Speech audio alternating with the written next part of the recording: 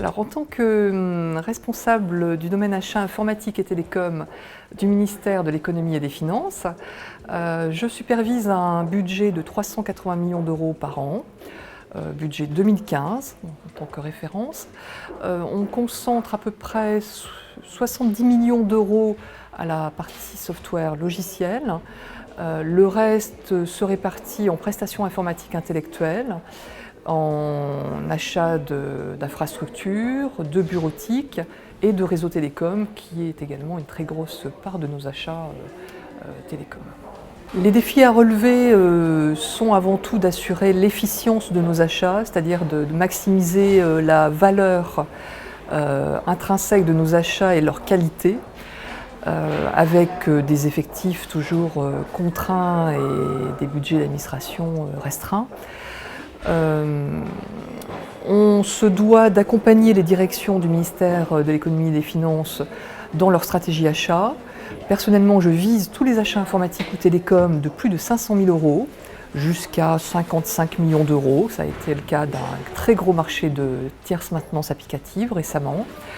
Ce qui permet de professionnaliser les acheteurs de l'ensemble du ministère, puisque je supervise et j'encadre fonctionnellement environ 60 acheteurs dans l'ensemble du ministère, qui sont mes correspondants achats dans l'ensemble des directions. Les enjeux sont aussi de mettre en œuvre les politiques publiques d'achat que Emmanuel Macron nous a demandé d'appliquer, à savoir notamment le soutien aux TPE et PME françaises dans leur accès à la commande publique. Nous devons faire passer la masse des achats informatiques auprès de ces structures de 30 à 50% d'ici 2020. Nous devons aussi réaliser 2% d'achats innovants d'ici 2020, donc 2% de 380 millions d'euros, ça fait quand même 7,6 millions, en sachant qu'aujourd'hui nous ne sommes qu'à 1%. Donc nous sommes à la moitié de l'objectif, il nous reste du chemin à parcourir. Les pièges à éviter sont de rester sur des certitudes anciennes sans absorber les innovations et nouveaux concepts que le marché nous apporte. Donc en effet, je suis personnellement très attentive aux innovations numériques qui inondent le marché, tout en ayant un regard en même temps extrêmement critique sur la pertinence de telles innovations au sein d'une administration comme la nôtre. J'ai rencontré il y a quelques mois encore beaucoup de résistance au sein des DSI dans l'ensemble de nos directions pour mettre en place certaines de ces innovations. En revanche, je note aujourd'hui une amélioration dans la culture de nos directions informatiques qui sont plus appétentes de formes d'agilité et du coup de gains administratifs, de gains en temps administratif, ce qui fait qu'on les accompagne de plus en plus sur des POC, des Proof of Concept, technologiques ou de valeur, pour justement accélérer la captation de nouvelles solutions et les industrialiser ensuite dans l'ensemble du ministère via des techniques d'essaimage. Donc nous expérimentons d'abord des solutions sur une direction et ensuite nous essayons de les étendre à l'ensemble du ministère. La place de l'open source dans nos achats. Il y a en effet des recommandations qui nous viennent de la DINSIC, DSI de l'État, ainsi que de la DAE, Direction des achats de l'État, en matière de politique de migration de certains éditeurs commerciaux vers des solutions open source. Je pense notamment, nous avons des réflexions autour de solutions de bases de données libres ou de modèles de BI libres.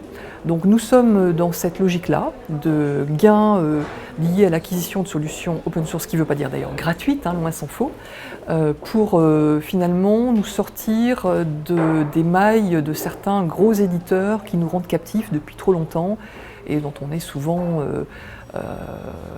presque esclave dans la relation client-fournisseur. D'autre part, sur le cloud, un gros marché cloud à la Mayeta a été notifié l'année dernière, dont le titulaire est OBS. Donc nous allons y faire appel autant que nécessaire. Et d'autre part, nous avons aussi, dans le cadre des projets d'investissement d'avenir financés et sponsorisés par la Caisse des dépôts, remporté un projet de cloud propre, privé, pour le ministère des Finances, qui démarre en septembre. Donc nous avons 2 canaux d'achat finalement de cloud aujourd'hui qui sont à notre disposition. L'évolution du budget des achats informatiques et télécoms Il a été stable ces 2 dernières années.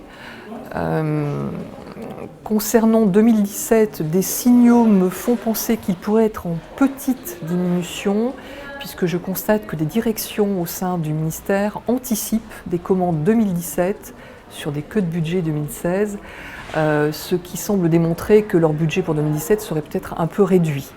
Donc elles exploitent cette possibilité d'anticiper des commandes afin d'être servies sur des besoins auprès de leurs utilisateurs.